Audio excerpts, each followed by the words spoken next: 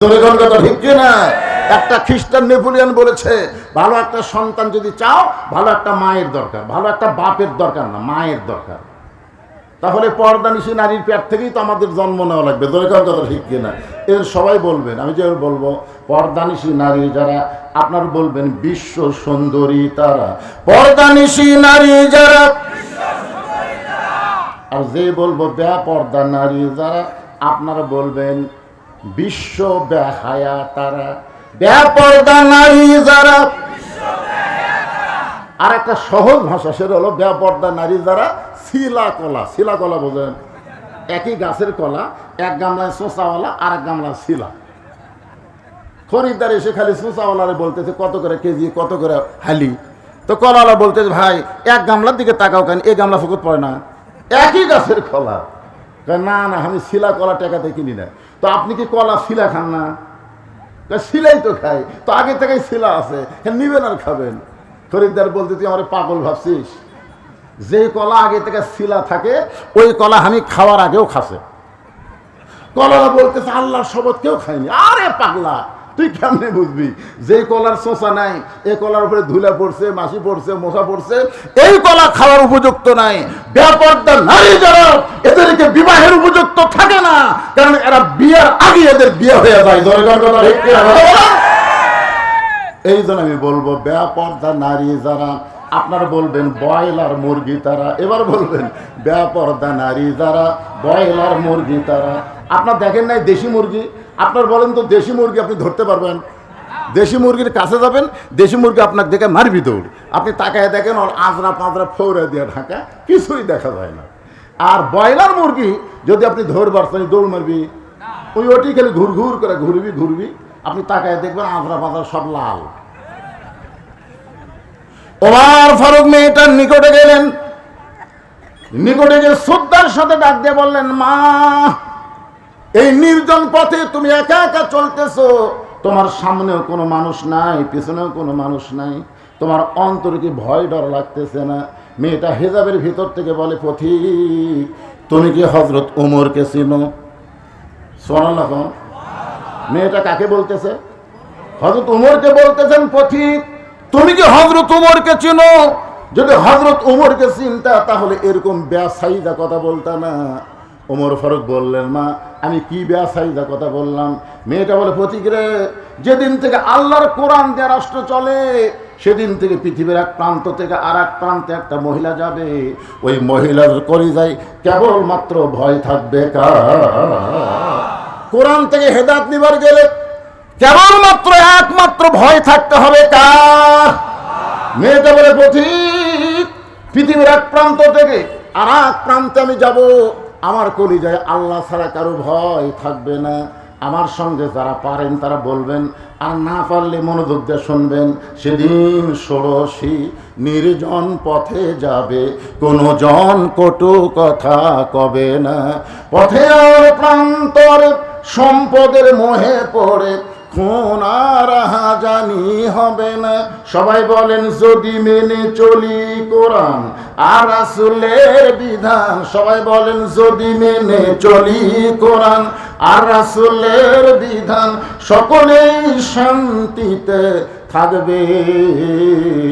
বাংলার আকাশে কলেমার পতাকা যেদিন দুলবে। আপনাদের কি মনে হয়? গোটা বাংলাদেশ আপনাদের দোয়া ওয়াজ করতেছি, এবার মোটামুটি একটু ভালো রেজাল্ট দেখতেছি। প্রত্যেকটা মানুষের মধ্যে একটা করে কথা এসে গেছে, সব জায়গা হলো শেষ, আগামীতে দেখবো আল্লাহর কোরআনের বাংলাদেশ। জোরে বাংলাটা ঠিক কিনা? মানুষের মধ্যে আলাদা একটা পরিবর্তন দেখা যাচ্ছে। ভাইজান, জাতীয় পতাকার সঙ্গে কলেমার পতাকা পট করে যখন উড়বে, তখন বুঝবেন মুসলমান আপনি কত দামি মানুষ। জোরে করেন সুবহানাল্লাহ। ওমর ফারুক বললেন, মা তোমার কথা শুনে আমি বড় খুশি হয়ে গেলাম, কিন্তু তুমি যে ধীর গতিতে চলতেছো, তোমার চাল চলন দেখে মনে হয় তুমি একজন দুঃখী নারী। কারণ দুই পাহাড়ের মাঝখানে তুমি এত ধীর গতিতে চলতেছো, আমার মনে হয় তুমি একজন দুঃখী নারী। মেয়েটা বলতেছে, পথিক আসলে আমি একজন দুঃখী নারী।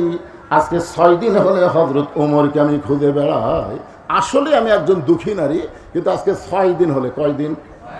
6 দিন হলে হযরত ওমরকে আমি খুঁজে বেড়াই, যদি ওমরকে আমি খুঁজে পাই তাহলে আমার দুঃখের কথা একটু বলবার চাই।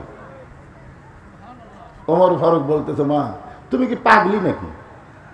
তুই কি পাগলি? বলে কেন? বলে তুমি বলতেছো আমি উমরকে খুঁজতেছি।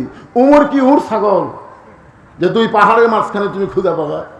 উমরকে যদি পাওয়ার চাও সংসদ ভবনে যাও, উমরকে যদি পাওয়ার চাও গণভবনে যাও, উমরকে পাওয়ার গেলে রাষ্ট্রীয় ভবনে যাওয়া লাগবে। তুমি সেইগুলো জায়গাত না যায় দুই পাহাড়ের মাঝখানে ঘুরতেছো, উমর কি উট দুম্বা নাকি? মেয়েটা বলে পথিক, মুখ সাবধান করে কথা বলবো। আল্লাহর কোরআন দিয়ে যখন রাষ্ট্র চলবে তখন নেতা খোঁজা লাগবে না, নেতা আই দুঃখী মানুষকে খুঁজে বেড়াবে। সুবহানাল্লাহ। আল্লাহর কোরআন দিয়ে যখন রাষ্ট্র চলবে তখন নেতা খোঁজা লাগবে না। এ কোরআন দিয়ে যখন বাংলাদেশ চলবে একটা গরিব ও ধনীর বাড়ি যাওয়া লাগবে না, প্রত্যেকটা ধনীদেরকে গরিবের বাড়িতে আসা লাগবে। জোরে কথা ঠিক কিনা? আপনি কি মনে করছেন গরিবেরা? আপনারা মনে করতেছেন হুজুর কোরআন আইন চালু হলে আমাদের কি হবে? এখানে দরজা খুলে বসে থাকবেন, কিচ্ছু করা লাগবে না। প্রত্যেকটা ধনীর ঘাড়ে আল্লাহ হাত দিয়ে বলবে 2.5 টাকা গরিবদের না দেওয়া পর্যন্ত তুই জান্নাতে যাওয়ার পারবি না। টাকা কি তোর বাপের নাকি? হ্যাঁ, 2.5 টাকা গরিবদের দে।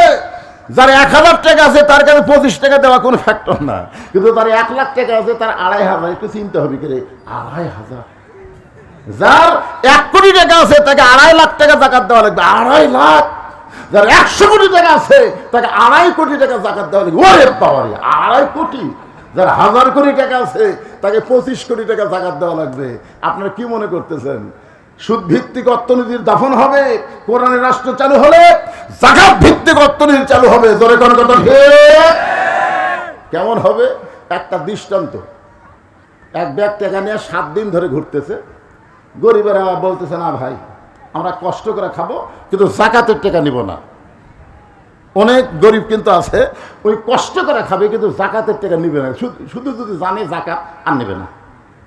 আমার এক দাদা ছিল, রোজার মাসে কেউ যদি তাকে ইফতারের দাওয়াত দিত সে বলতো, না এত কষ্ট করে রোজা থেকে তোর বাড়িতে ইফতার করে তোকে সব দেবার পারবো না, দরকার হলে পানি খাই ইফতার করবো রে, কিন্তু তোর বাড়িতে আমি যাবো না।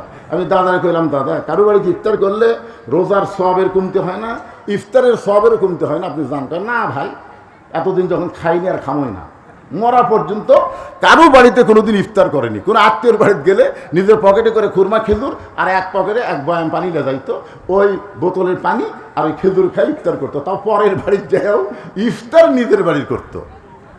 7 দিন ধরে 1 ব্যাগ টাকা নিয়ে ঘুরতেছে, একটা গরিবও নেই। গরিব আছে ঠিকই কিন্তু টাকা নেওয়ার মানুষ নেই, কারণ সবাই জানে ইয়া কানা বুধু বা ইয়া কানা স্থায়ী ইবাদত